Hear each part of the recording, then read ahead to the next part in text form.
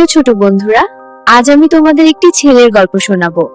গল্পে একজন মেধাবী কিন্তু খুব চুপচাপ ছেলেকে নিয়ে। তোমরা মন দিয়ে শুনবে, কারণ এই গল্পে একটি শিক্ষা আছে। একটি মধ্যবিত্ত পরিবারের একটি ছেলে ছিল। সে মাধ্যমিক স্কুলে পড়তো। পড়ালেখায় সে ছিল খুব ভালো। তার রোল নম্বর সবসময় 1 থেকে 10-এর মধ্যেই থাকতো।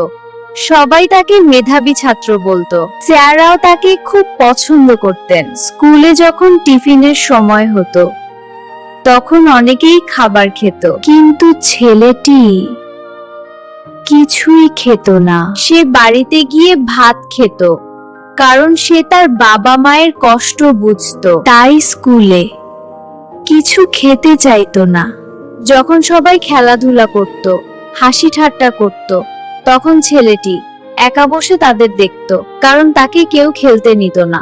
সে একা একা বসে থাকত, শুধু দূর থেকে অন্যদের খেলাধুলা দেখত। মাধ্যমিক জীবনে তার সহপাঠীরা অনেকেই প্রেম করত। তারও প্রেম করার খুব ইচ্ছে ছিল, কিন্তু কোনো মেয়েই তাকে পছন্দ করত না। সে ছাত্র হিসেবে খুব ভালো ছিল। স্যারদের কাছে সে খুব প্রিয় ছিল। সবাই জানতো সে একজন ভালো ছাত্র। কিন্তু একজন প্রেমিক হওয়ার তার খুব স্বপ্ন ছিল, যা কোনোদিন পূরণ হয়নি। এই কষ্ট সে নিজের মনে লুকিয়ে রাখতো। সে কথাবার্তা কম বলতো, গুছিয়ে কথা বলতে পারতো না। সে ভাবতো হয়তো এজন্যই তাকে কেউ পছন্দ করে না। নিজের প্রতি তার ঘৃণা হয়।